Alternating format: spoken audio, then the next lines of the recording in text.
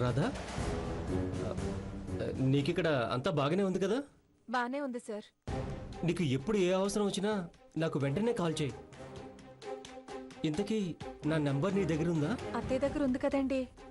మీ అత్తయ్య దగ్గరున్న ప్రతిదానికి మీ అత్తయ్యకి చెప్పి నాకు కాల్ చేయలేవు కదా. అందుకే నా నంబర్ నీ దగ్గరుంటే నీకేదైనా అవసరం అయితే నువ్వే నాకు కాల్ చేయొచ్చు. ఏమంటావు? అత్తయ్యకి తెలియకుండా మీకు కాల్ చేసే అవసరం నాకు రాదులేండి.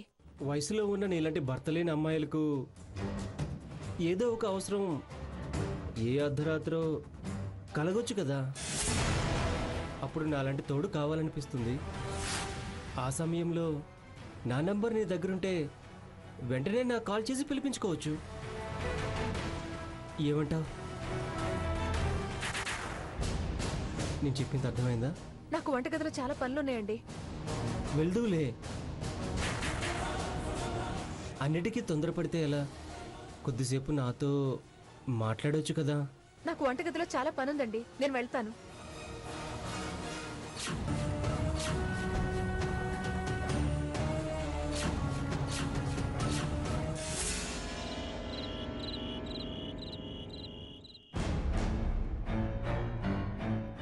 రాధా, నీతో ఒక ముఖ్యమైన విషయం మాట్లాడాలమ్మా. ఏంటత్తయ్య అది? అదేంటంటే నీది చాలా చిన్న వయసు. ఈ వయసులో ఉన్న ఆడవాళ్లను మొగుడు పక్కనున్నా పక్కలోకి లాగడానికి ఏవేవో ప్రయత్నాలు చేస్తుంటారు. అలాంటిది నీ మొగుడు చచ్చిపోయాడని తెలిసి ప్రతి మగాడి కన్ను నీమీదే ఉంది. అందుకని ఏం చేయాలి? ఎవరైనా నీకు నచ్చిన మొగాన్ని చూసుకో. డబ్బున్నవాడైతే నీకెంతో ఉపయోగం ఉంటుంది. అంతేకాని ఆ పనిచేసుకుని బతికే పాండుగాళ్ళలాంటి వాళ్ళ వల్ల ఎలాంటి ఉపయోగం ఉండదు. నా మాటలు నీకు అర్థమయ్యాయనుకుంటా. అత్తయ్య, నువ్వేం మాట్లాడుతున్నావు నీకు తెలుస్తుందా? ఇలా మాట్లాడడానికి నీకు సిగ్గుగా లేకపోవచ్చు, కానీ నా భర్త చనిపోయినా అతని జ్ఞాపకాలు ఇంకా నాతోనే ఉన్నాయి. అవన్నీ నేను మర్చిపోలేను.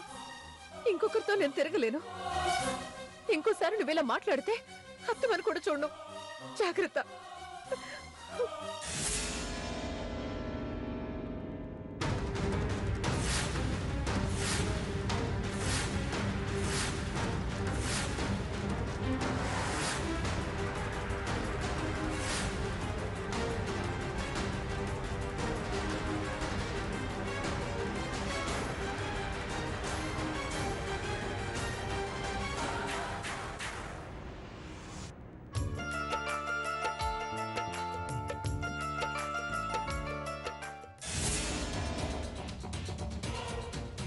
ఏరా, నీకెన్నిసార్లు చెప్పినా బెల్లం చుట్టూ చీమలు చేరినట్టు ఎప్పుడు దాని వెనకాల పడతావేరా? మనిషి అనేవాడు ఇన్నిసార్లు చెప్పించుకోడు. మా అత్తయ్య ఒకటి. సిగ్గు, లజ్జ, మానం, అభిమానం లేని వెర్రి వెదవలు తప్పితే ఇన్నిసార్లు ఎవరు చెప్పించుకోరు. ఏంటి పెద్దమ్మా, ఈరోజు మరీ ఎక్కువ తిట్టేస్తున్నావు? ఏమైంది నీకు? ఎవర్రా నీకు పెద్దమ్మా? ఇంకోసారి అలా పిలిస్తే పొయ్యిలో పడేసి ప్రాణాలు తీస్తా. జాగ్రత్త. పెద్దమ్మా, ఎన్నాళ్ళు నీకు నా మీద కోపమే ఉందనుకున్నా. ప్రాణాలు తీసేంత పగ ఉందని ఇప్పుడే తెలిసింది నాకు. ఒరేయ్, మళ్ళీ అలా పిలుస్తావేంట్రా? నీలాంటి అలగా జనంతో అలా పిలిపించుకునే అవసరం నాకు లేదు. మర్యాదగా చెప్తున్నా, అలా పిలవడం మానేయ్. ఇంకొకసారి అలా పిలవద్దు. నా కోడల వెనకాల పడ్డం మానేయ్. ఇంకోసారి ఇలా చేస్తే ఓనర్ గారికి నువ్వు మమ్మల్ని ఇబ్బంది పెడుతున్నావని చెప్పి నీ ఉద్యోగం పీకించేస్తాను. జాగ్రత్త. సర్లే పెద్దమ్మా, ఈ రోజు నా మీద నీకెందుకో కోపం వచ్చినట్టుంది. నేను వెళ్తానులే. ఎల్రా. చిచి, సిగ్గులేని జన్మ, సిగ్గులేని జన్మ. వీడిని తిట్టి తిట్టి నా నోరు నొప్పు పడుతుంది తప్ప వీడికి సిగ్గు రావట్లేదు.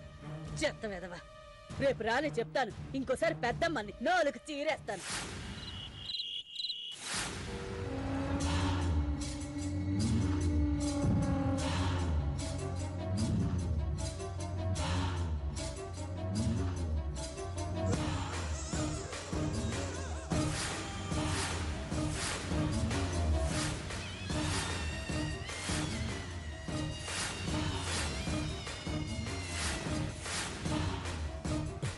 రేయ్, ఎంత మందు తాగినా కిక్ రావడం లేదురా.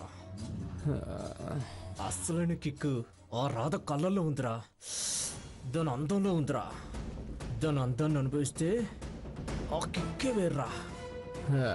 ఎలాగైనా దాన్ని అనుభవించాలరా. ఎలా అనుభవిస్తావురా ఆ ముసల్దుండగా? కరెక్టేరా. ఆ ముసలిదుండగా దాని అంతాన్ని అనుభవించడం కాదు కదా, దాని నీడను కూడా తాకలేం. ఎందుకంటే ఆ ముసలిది అన్నింటికీ అడ్డొస్తుందిరా. దాన్ని ఏదో ఒకటి చేస్తే గాని రాత నాకు దక్కదురా. ఏం చేస్తావురా? రేయ్, అది ఇలానే అన్ని విషయాల్లో అడ్డొస్తే దాని అడ్రస్ ఎవ్వరికి దొరకకుండా దూరంగా పంపించేస్తా. ఏంట్రా నువ్వనేది? నువ్వు విన్నది కరెక్టేరా. ఆ ముసల్దాన్ని మర్డర్ చేస్తే తప్ప రాధ నాకు దక్కదురా. రేపే దాన్ని చంపేస్తా. అప్పుడు రాధ ఒంటరిదవుతుంది. ఆ ఒంటరితనంలో రాధను లొంగ తీసుకోవడం నాకు చాలా తేలిక.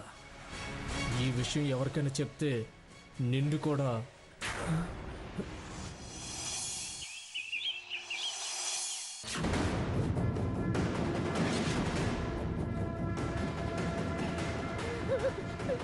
అత్తమ్మా, ఆయన పోయి నువ్వు పోయి ఇక నన్ను చూడడానికి ఎవరున్నారు అత్తమ్మా? చూస్తుంటే ఎవరో దారుణంగా హత్య చేసినట్టున్నారు. ఇంతకీ చనిపోయిన ఆవిడ మీకేమవుతారు? మా అత్తయ్య సార్. నెల రోజుల క్రిందట యాక్సిడెంట్ లో మీ భర్త చనిపోయాడు కదా? అవును సార్, అతను తల్ల ఈవిడ. మరి అతను యాక్సిడెంట్ లో చనిపోయిన నెల రోజులకే మీ అత్తగారిని ఎవరు చంపుంటారు? తెలియదు సార్. నీకెవరి మీద అనుమానంగా ఉందా? ఎవరి మీద లేదు సార్. మీ అత్తయ్యకి ఎవరన్నా శత్రువులు ఉన్నారా? ఎవరు లేరు సార్. ఇంతకీ మీ అత్తగారు ఏం చేస్తుంటారు? మా అత్తయ్య నేను హోటల్లో వంట మనుషులుగా చేస్తుంటాం సార్. ఇంతకు ఆ హోటల్ ఎక్కడుంది? ఇక్కడే sir, Kukatpally road number 5. Constables, sir. ఈ శవాన్ని పోస్ట్ మార్టంకి పంపించి ఆ హోటల్ దగ్గరికి పదండి. Yes sir. ఎక్స్క్యూజ్ మీ, ఏంటి సార్ ఇలా వచ్చారు? ఇక్కడ పనిచేసే కాంతమ్మ అతి దారుణంగా చంపబడింది. మీకు తెలుసా? అవునా? ఏంటి సార్ మీరు అనేది? నీకు తెలిసి ఆవిడకి ఎవరైనా శత్రువులు ఉన్నారా? కాంతమ్మ చాలా మంచిది సార్.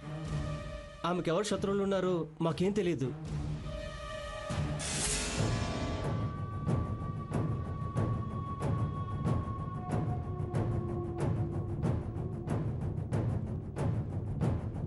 ఏయ్, నీ కంగారు భయము చూస్తుంటే నీకేదో నిజం తెలిసి దాన్ని దాస్తున్నావు అనిపిస్తుంది. భయపడకుండా నీకు తెలిసిన నిజం చెప్పు. నీకేం కాదు, నేనున్నానుగా. సార్, మా ఓనర్ గారు ఒకరోజు కాంతమ్మకి 1,00,000 రూపాయలు ఇచ్చారు సార్.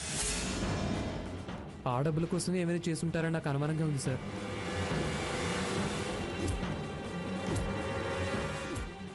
అతడు చెప్పేది నిజమేనా?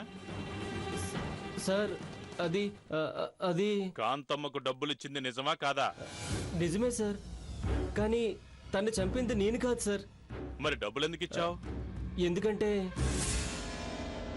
ఏం బాబు పిలిచారంట? నీ కోడలు రాధా ఉంది కదా. ఉంది. అయితే ఏంటి బాబు? నీ కోడలు రాధా నాకు బాగా నచ్చింది. మీకు బాగా నచ్చిందని నిన్న మీరు చేయి వేసి మాట్లాడినప్పుడే నాకు అర్థమైంది. అయితే ఏంటి? మీరు ఒప్పుకుంటే మీ కోడల్ని నేను ఉంచుకుంటానంటావు, అంతే కదా? నువ్వు నన్ను అపార్థం చేసుకుంటున్నావు కాంతమ్మ. నీ కోడలికి భర్త లేడు, నాకు భార్య లేదు. తను 2 పిల్లల్ని కని చనిపోయింది. నా పిల్లలకి తల్లి కావాలి, నాకో తోడు కావాలి. రాధ నాకు చూడగానే బాగా నచ్చింది. నువ్వు ఒప్పుకుంటే రాధని పెళ్లి చేసుకోవాలనుకుంటున్నాను. పెళ్ళయ్యాక మాతో నువ్వు కూడా ఉండిపోవచ్చు కాంతమ్మ. ఏమంటావు? మీరు చెప్పేది నిజమేనా బాబు? ఏం కాంతమ్మ, ఎందుకలా అడుగుతున్నావు? కష్టాల్లో ఉన్న మాలాంటి ఆడవాళ్లను అవసరానికి తీర్చుకోవడానికి చాలా మంది చూస్తారే తప్ప ఇలా పెళ్లి చేసుకుంటానని అడగరు. అందుకని నాతో పెళ్ళి నీకు నీ కోళ్ళకి ఇష్టమేనా?